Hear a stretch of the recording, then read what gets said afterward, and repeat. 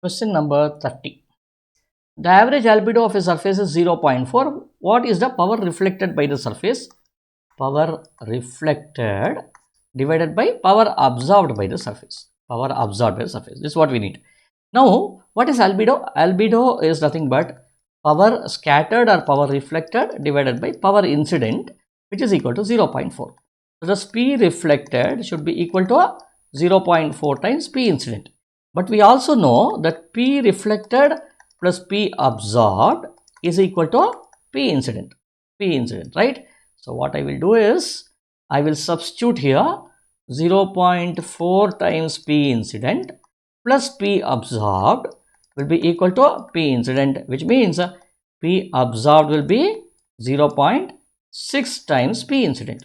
Now, we have got for P absorbed, we have got for P reflected also.